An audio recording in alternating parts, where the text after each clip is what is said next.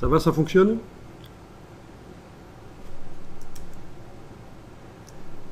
Bien. Alors, de retour dans InDesign, je vais aller chercher les images et les placer sur le plan de travail. Je vais commencer par une image. Donc, je ne vais pas les mettre dans le gabarit, parce que là, ça voudrait dire que ces images vont se retrouver sur chaque page. Bon, on peut tester, comme ça vous voyez. Donc là, je suis dans le gabarit. Il est bien indiqué à gabarit en bas à gauche.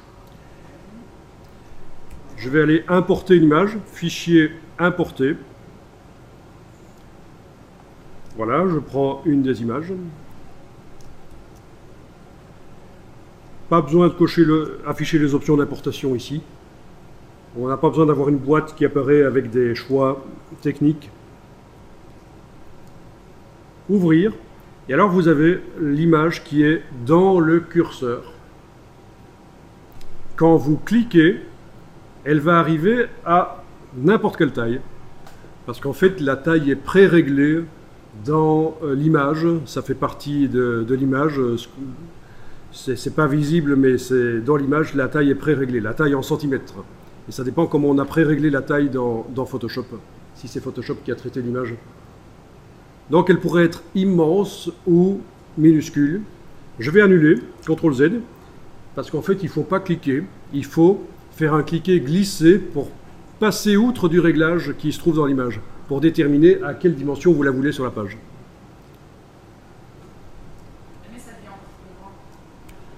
Alors l'image est retournée dans le curseur, je fais un cliquer glissé, et je détermine moi-même la dimension que je veux donner à l'image. À ce moment-là, n'essayez pas de redimensionner l'image vous-même, on va étudier ça.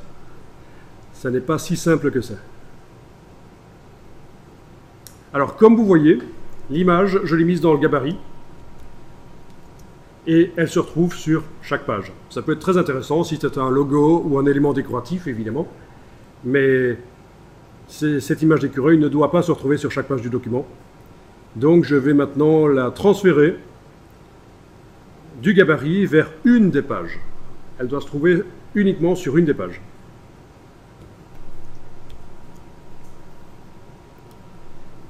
Alors vous faites un CTRL X.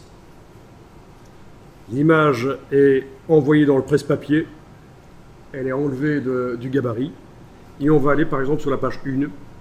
Je double-clique sur la page 1 dans la palette page. En bas à gauche, il est bien indiqué que je travaille sur la page 1. Et je vais coller l'image. Édition, coller.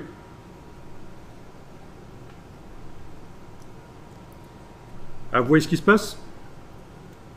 Elle s'est collée au centre. Regardez ça, je vais annuler. Édition annulée. Je vais redimensionner un peu ma fenêtre.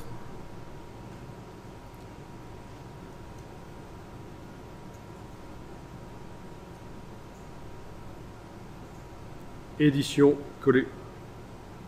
En fait, elle se colle au centre de la fenêtre. Vous voyez que j'ai fait expressément d'avoir, grâce au petit curseur ici en bas, j'ai déplacé la page dans sa fenêtre pour voir la zone qui était à droite de la page.